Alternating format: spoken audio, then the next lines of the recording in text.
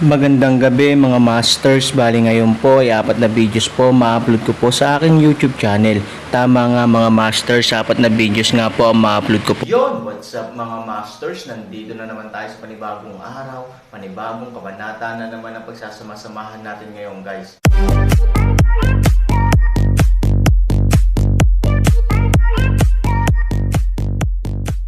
Bali mga masters, kung bago ka pa lang po sa aking YouTube channel, please click the subscribe button, lalong-lalo na po yung notification bell guys, para maging connected pa rin tayo sa isa't isa at maging updated kayo sa mga susunod ko pang video. Bali mga masters, bago natin umpisahan ng kwento ay mag-shoutout po muna tayo para sa mga solid nating tagapakinig. Shoutout kay Saido, shoutout kay Isagani Abelia. Yun na nga mga masters, no? Bali hindi na ito patagalin. In 3, 2, 1, let's go! Mga master, magbabalik tayo sa pag-upload ng 4 na videos everyday simula ngayon araw. Salamat sa solid na pagsuporta mga master. Kabanata 3,561 hanggang 3,565. Hindi dumarating ang problema ng walang anumang palatandaan. Nang makita ni Aaron ang batang babae kasama ang isang kaibigan na papalapit sa kanya, alam niyang darating na naman ang gulo, kaya nakaramdam siya ng kawalan ng magawa. Siya ay tila ipinanganak na may konstitusyon ng pagdudulot ng kaguluhan. Bagamat hindi siya nagdulot ng gulo, magkakaroon pa rin siya ng malas. Halimbawa, itong babaeng ito, si Aaron ay hindi lang siya pinansin. Tila na-provoke siya ng hindi nakikita. Siya iyon. Pagkarating ng batang babae sa Aaron, itinuro niya ang Aaron at sinabi. Ang kanyang kasintahan na may isang mapang-akit ng ngiti, tumingin sa Aaron pataas at pababa, sinabi, maliit na bagay, hindi mo ba pinapansin ang aking kasintahan? Anong gagawin ko sa kanya? Walang magawa si Aaron. Dahil hindi ka magalang, hayaan mong turuan kita kung paano igalang ang mga tao. Ang mga mata ng bata ay nagsabi kay Aaron. Bagamat siya ay nakasuot lamang ng swimming trunks, nakita pa rin ni Aaron ang isang detalye sa kanyang palso, isang mahalagang relo, na nagpapakita na ang bata ay dapat na isang mayaman. Bukod dito, sa paghusga sa kanyang edad, halos mahuhusgahan ni Aaron na siya ay isang mayamang pangalawang henerasyon. Ang Aaron ay sobrang mapanglo. Bago siya isilang muli, maraming mayayamang pangalawang henerasyon ang nahulog sa kanyang mga kamay. Ang kapalaran ng Aaron ay tila nasasalungat sa mga mayayamang pangalawang henerasyong ito. Gaano kalaki ang problema ni Hu mula sa mga taong ito? Ayoko nang magkagulo. You can go now, sabi ng Aaron. Ngumisi ng masama ang bata. Sa kanyang opinyon, ang saloobin ni Aaron ay umamin sa pagpapayo, na magpapalaki sa kanya. Sino ang mayamang ikalawang henerasyon? Isang grupo ng mga bullying character, kung mas duwag sila, mas magiging mayabang sila, dahil kapag naisip nila na ang kabilang partido ay hindi nang ahas gumawa ng tama sa kanilang sarili, sila ay magiging mas agresibo. Gusto mong pumunta? Direktang tumayo ang bata sa harap ng Aaron at sinabing, sumasang-ayon ba ako sa iyo na pumunta? Kasabay nito, ibinuka ng bata ang kanyang mga paa, itinuro ang kanyang pandiya, at nagpatuloy, kung gusto mong pumunta, maaari kang dumaan dito, at pakakawalan kita.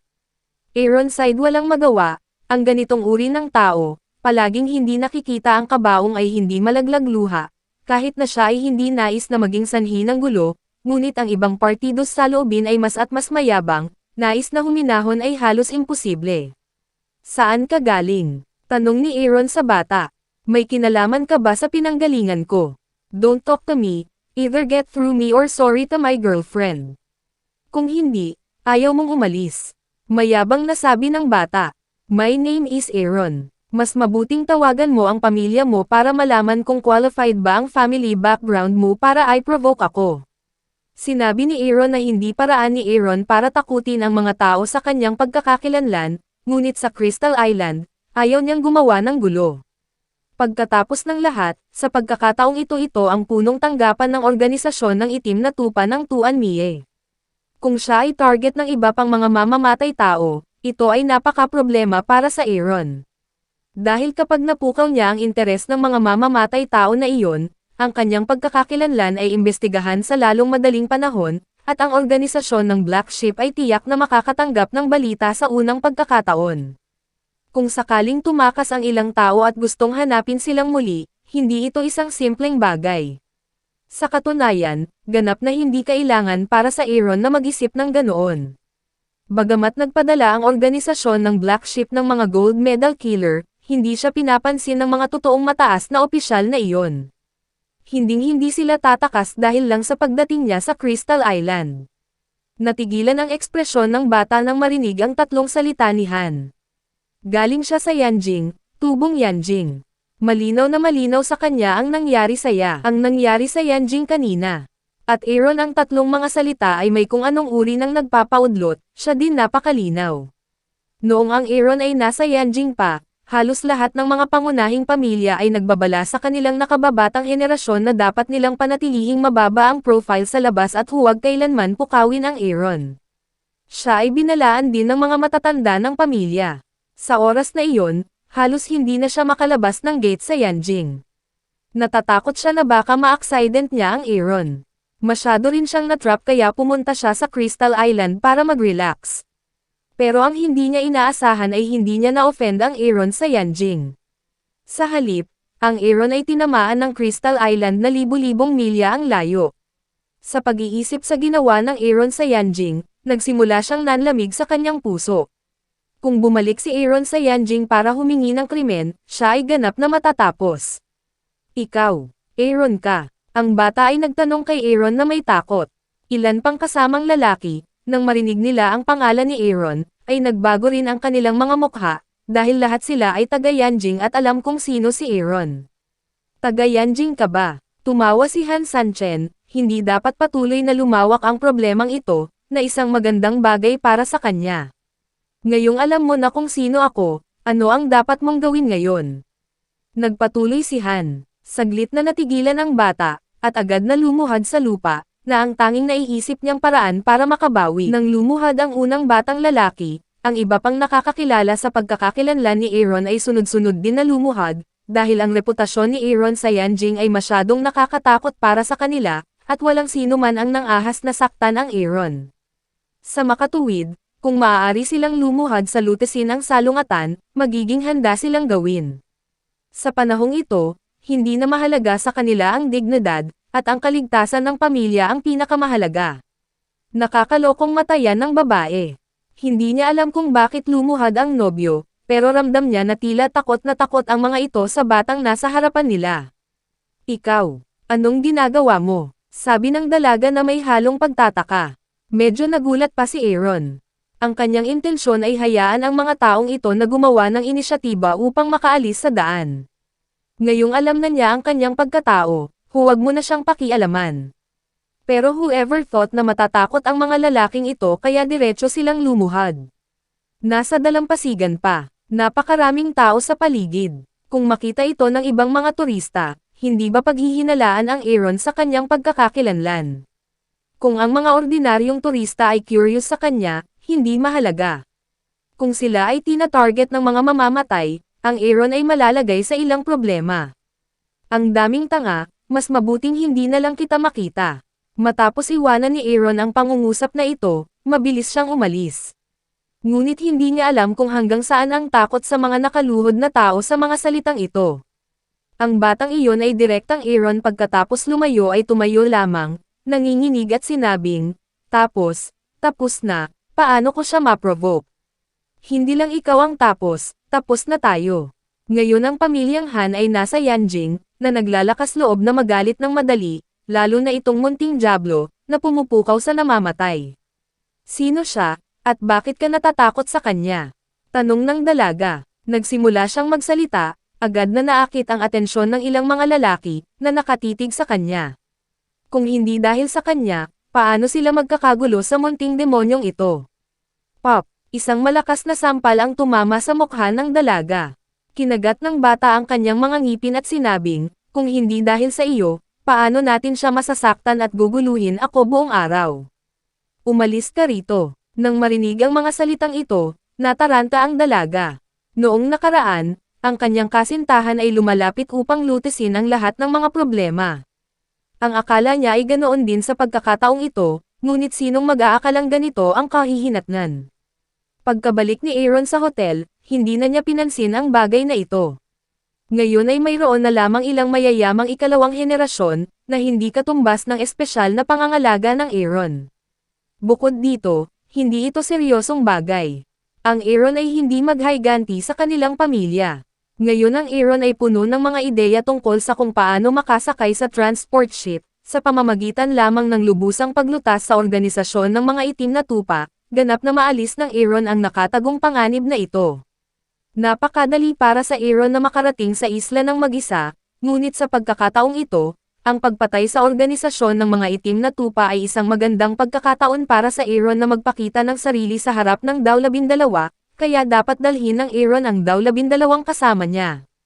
May mga bagay na hindi makukumbansi ng mga tao sa pamamagitan lamang ng mga bibig. Ngunit ang katotohanan na nakita natin ng ating mga mata, hindi natin maiwasang maniwala. Pagkatapos ng lahat, magkakaroon ng higit pang mga bagay na hindi mapaniwalaan ng Daw-12 na mangyayari sa hinaharap. Kailangang hayaan siya ng Aaron na umangkop ng maaga. Halos walang butas sa depensa ng transport ship, na siyang pagbabantay din ng Black Sheep Organization sa usaping ito. Walang pwedeng pumunta sa punong tanggapan na isla. Kung tutuusin, ang organisasyon ng itim na tupa ay tiyak na ayaw na madaling ilantad ang sarili dahil nagtago ito ng sikreto sa loob ng maraming taon. Well, kung hindi mo kinuha ang kutsilyo, hindi magkakaroon ng labis na gulo. Hindi napigilan ni Han Sanchen na mapabuntong hininga. Dapat ay napakasimpleng bagay, ngunit naging komplikado dahil sa Daw-12 at wala siyang solusyon sa ngayon. Sa gabi, bumalik si Daw-12 sa hotel at dumating sa silid ni Aaron sa unang pagkakataon. 3,000, mayroon akong ilang impormasyon tungkol sa mga barkong pangtransportasyon. Sinabi ng Daw-12 sa Aaron. Ang ganitong pangungusap ay hindi magandang balita para sa Korea na 3,000. Ang transport ship ay isang napakasensitibong bagay. Anumang salita tungkol sa transport ship ay maaaring magdulot ng atensyon sa eyeliner ng isla. Ang dahilan kung bakit maaaring itago ng mga isla ng punong tanggapan ang mga lihim sa loob ng maraming taon ay tiyak na may malaking kinalaman sa kanilang mga sanga ng eyeliner. Ang islang ito ang tanging lugar na maaaring makalapit sa mga punong tanggapan na isla. Ang eyeliner dito ay hindi kailangang mag-isip tungkol sa Han 3,000. Kung voluntaryong binanggit ito ng Daw-12, baka siya ang na-target. Narinig mo na ba ito, o tinanong kung sino?